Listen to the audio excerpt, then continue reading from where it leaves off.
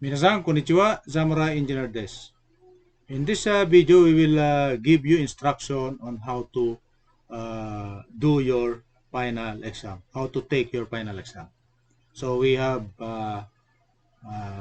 an explanation video for the final exam, part 3 of our course, which is the part wherein we have problem solving, an activity that you have to show your skill in recording, identification, and reporting of accounting events. Okay? So now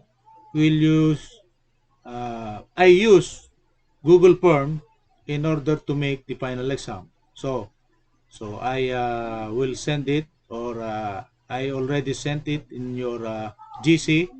So you will go to your GC. So like this, I will show you how. So this is for example my GC. So I have my messenger. So after copying the link from this message, copying the link here.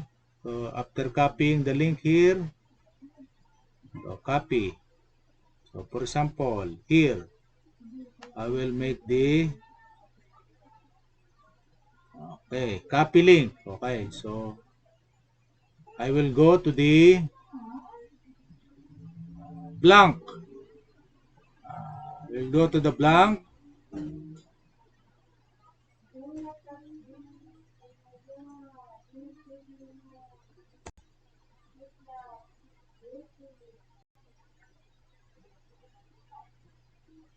I will go to the blank internal browser. What?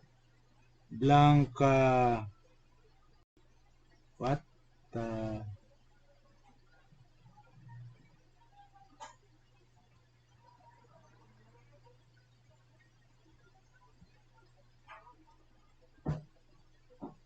okay, so and then this will come up. If you paste the link to the uh, internet browser, so I am using Firefox internet browser. So this is the first page that you will see. After seeing this, okay, this is the first page that you will see. So the link that you receive in the GC, put it in the internet browser, then enter, then this page will come up. So what happens? So there are instructions, there are several pages. So please complete. So I will read. Please complete part 1, part 2, and part 3 of the exam. Total points of 60 points with a passing threshold of 45 points. Part 1 is 20 points, part 2 10 points, part 3 30 points. So part 3 is what I already explained. That is the problem solving. That is the accounting cycle. Okay? Okay, where you will picture your output, that is 30 point. Okay? So, uh, this is the section 1. You will have to enter your student details. For example, I will as an example, I will answer it for you to see. Okay, for example, put your last name, put your first name,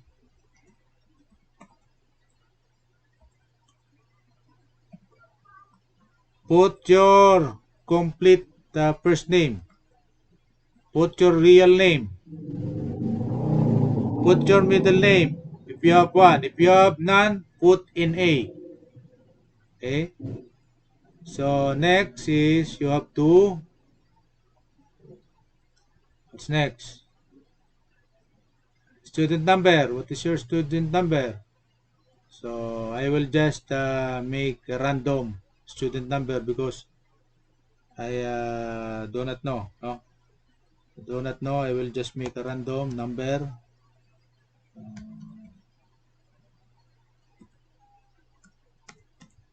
I will just make a random number. That is but you Don't have to make a random. You have to use your own student number.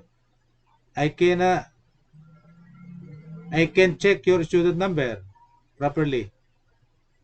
Just to show you an example, I'm just making an student number because I do not have a student number.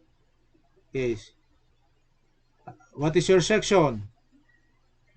Are you section A 2020 or B 2019 or C 2019 or others? Okay. So what is your section? For example, your section B 2020. Okay. So email. What is your email? Email address.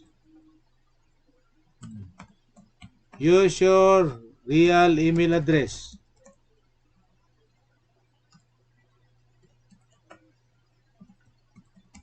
Okay. Then your FB account.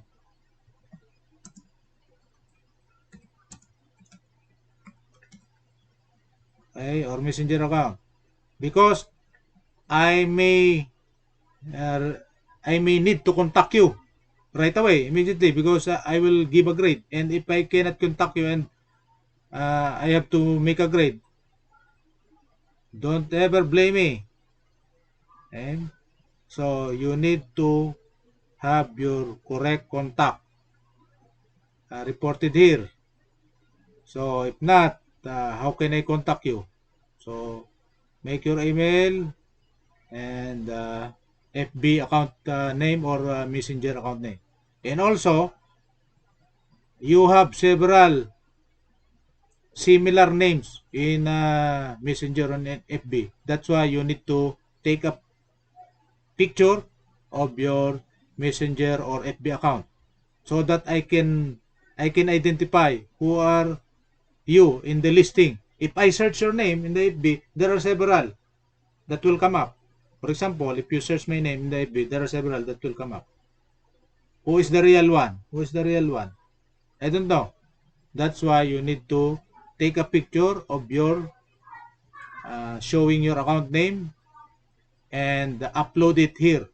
So upload it here.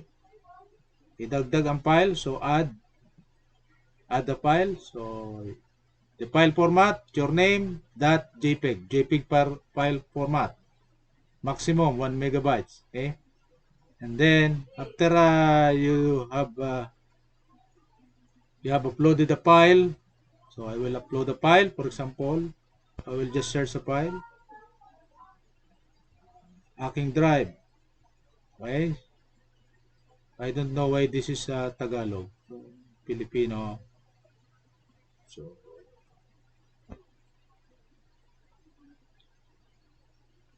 search. I cannot search. Upload. I cannot have. What?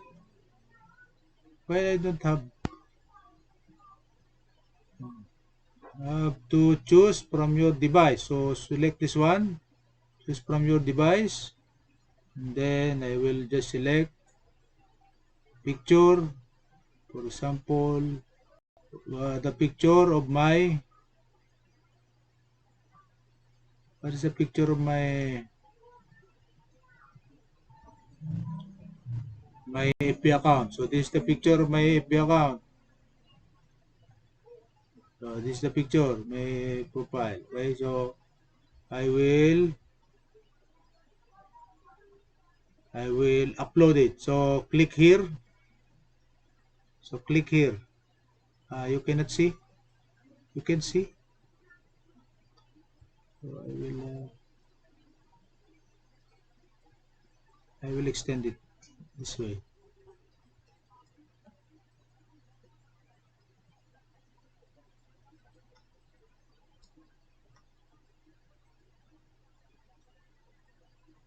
Oh, why we cannot see?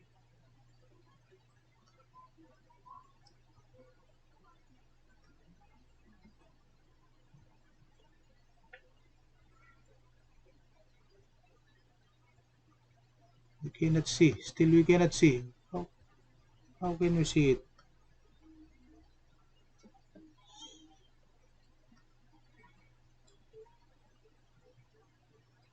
Because it is because it is what it is. So it is saying upload the file. So click the upload the file. I cannot see you. I cannot show you because there is no, cannot show you that one because it is a pop-up menu. I think it is a pop-up menu. So I will click the upload picture. So the picture will be uploaded. No? So that one. So this is the picture. It is uploaded. FB picture. Your FB picture or your FB Messenger picture. Okay. Then click next. Click this next. No. Click the next. Okay. So click that next. So, clicking that next. Okay. So you will go to the part 1. So this is the comprehension type of exam. Okay. So part 1, section 2.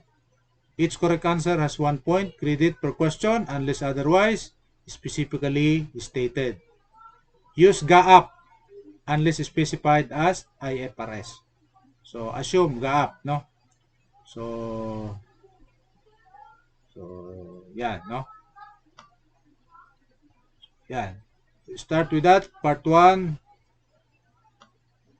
you can now give your answer. For example, here I will make an answer. I will just make a random answer. So I will just make a random answer to show you. Okay, but you don't have to make a random answer. You have to do it seriously. Okay, you need to gather enough points to be able to pass. 45 points. Okay, you need to gather enough points. So I am just making random answer. I am just making random answer. Okay, without looking. I am just making random selection.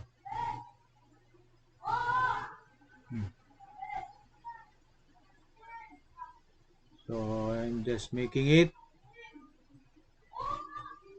So you have to do it seriously to gather enough points.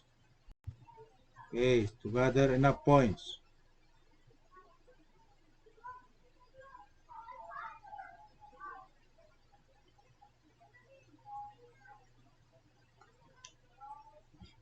Okay.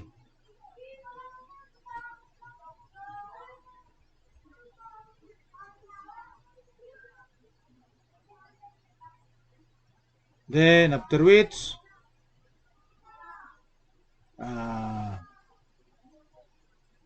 next. Okay, so you again click next. Then you will go to the part 2 of the problem of the final exam. So problem and analysis. Okay. So problem analysis, I will make also random answer. So random answer. I am making random answer. So each and every one of this question in part 3 and part 2 is 2 points. So these are 2 points. Okay. So random answer. Okay. So 2 points each. Okay. Yeah. So take note. Section 3, part 2.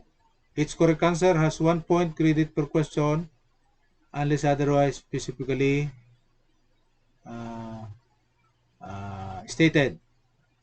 That's why you can see 2 points here, 2 points. That is specific. No? Specifically told you that there are 2 points. Okay? After that, click next.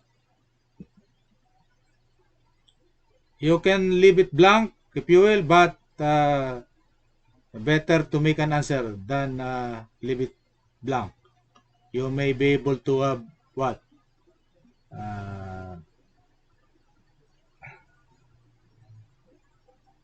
Who knows? You can get the correct answer by picking randomly, no, by guess. But if you are serious enough, you have to think and make your answer. Okay. So here, so this is the part 3. This is the accounting activities wherein you have to take picture. Please take a picture of your work and upload it here in corresponding question. It is your responsibility to upload your answer for the corresponding question.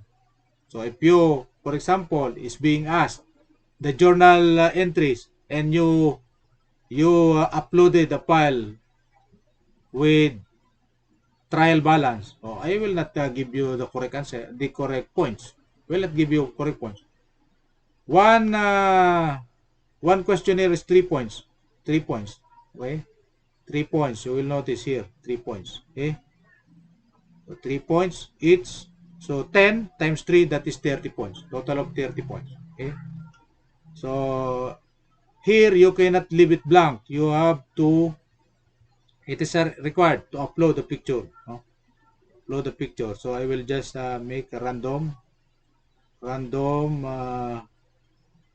picture here. No? I will just drag a random picture. The smallest picture that I could get. For example, logo. I will just make a random picture. For example, here. Okay, so I will just what? Use a random picture, small picture. Or here, small picture. Copy it. I would like to copy it.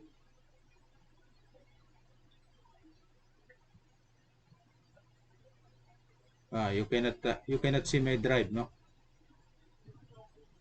So I have difficulty.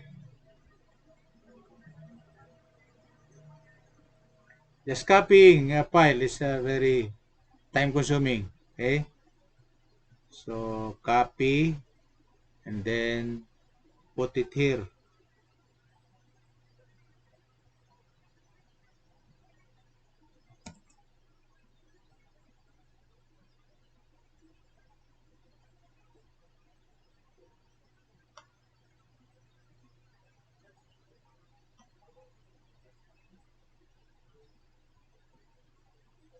Okay, so upload. You cannot see the upload button. So I'm just uploading a file. So again, I will do it. That is letter A. So you will notice that is the letter A question. So I will just plug my device into the power supply.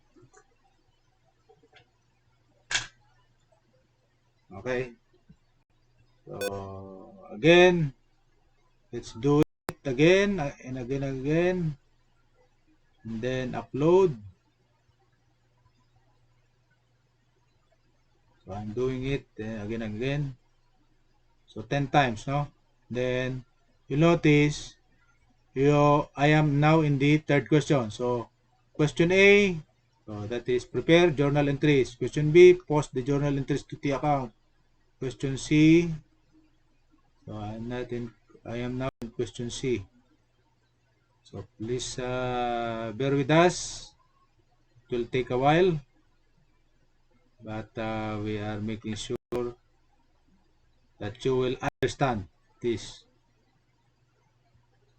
So just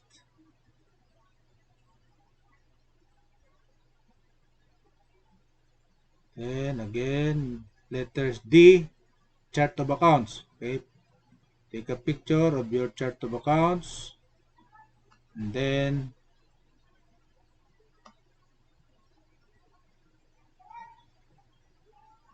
drag and then upload. What's next? Letter E.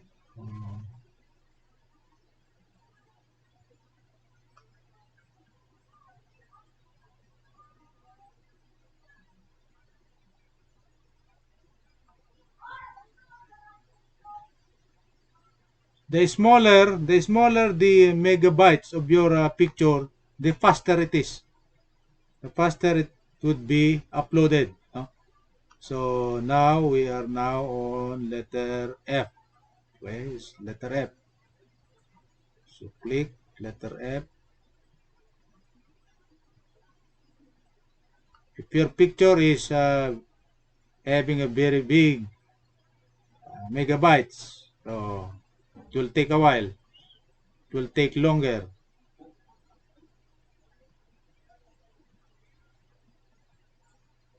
What is this?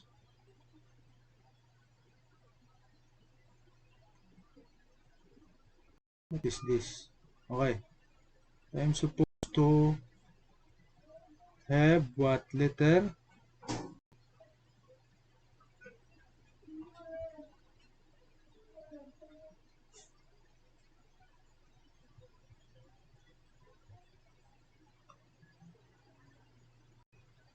What happened?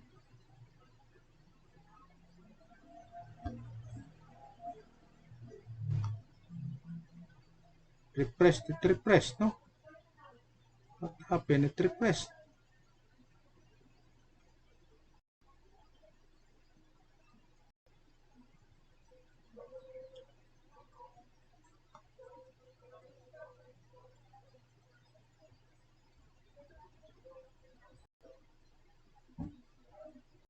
So we already uploaded several pictures.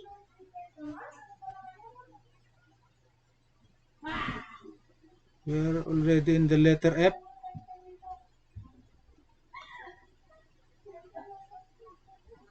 We are already here in the letter F. Okay, so letter F.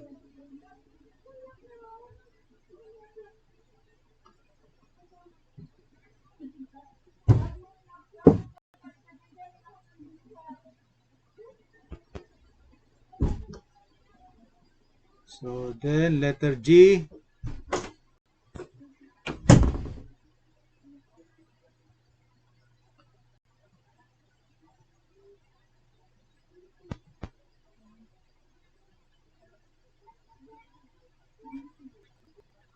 What happened? I have a very slow interconnection. Very slow. And it always going back page 1, no? So this is one of the problems in my system. That's why I always very tired doing these things because there are so many problems that for. So imagine going back in here. So just imagine this is a very small problem compared to what I usually encounter. Okay, just by upload it will go back and forth. So there must be what mistake in this what or too much lag or too slow connection. That's why maybe. Hmm. So letter G. Hmm. I'm just clicking that and uploading a file and then it go back to the page 1. So imagine how hard it is. That's why I also know that it may happen to you. So these things will happen to you and will happen to all of us. But still, we have to do it. We have to do it. I am doing it over and over again, repeatedly. So if you quit, you will not be amount to anything. Okay, so don't ever quit. It will always come up. Problems will always come up. Over and over, repeatedly, problems will always come up. But never quit. If you quit, it's the end of your chance. Okay? So never think about quitting. Just take it as an adult, as a human. Problems will always be there. This. very poor internet connection, slow connection, errors happening. So just by showing you this, it will need me how many minutes? It cost me how many minutes just by showing you these things. It already cost me 30 minutes. This should be so simple. This should be less than 10 minutes and it cost me 30 minutes. Okay. So submit. You can now start to submit it after. Okay. So this is, we have already submitted. We already submitted. Okay. Then after you submitted, so I am your professor. I should be able to receive your reply. Okay? Should be able to receive your reply. So I will look at your reply. So let's take a look if I can show you.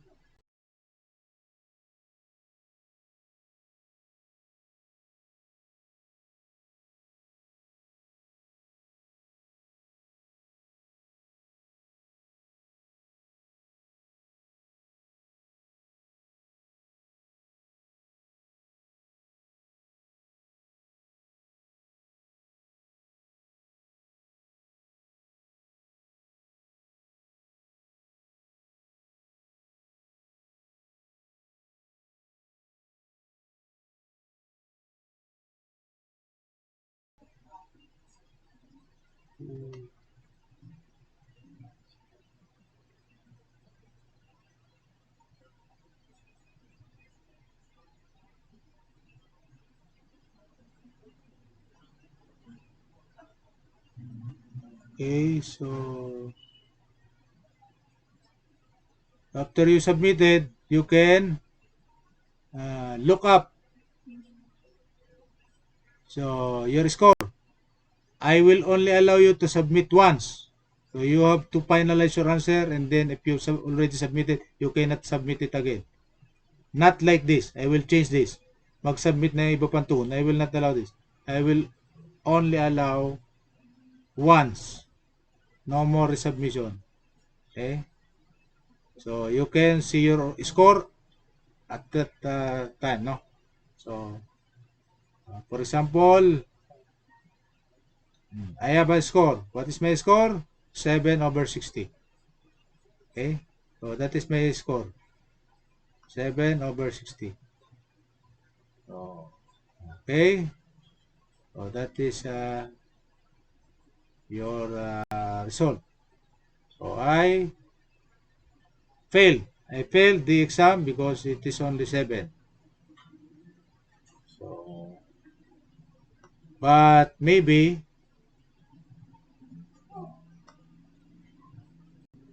I will gain points here, no?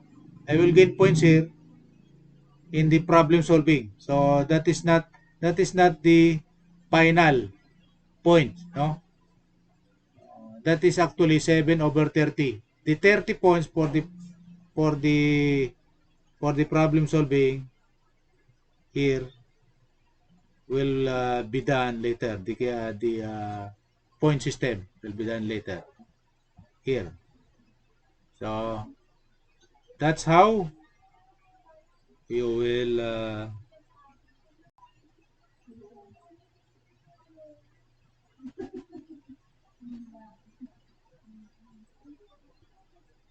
that's how you will get your final exam.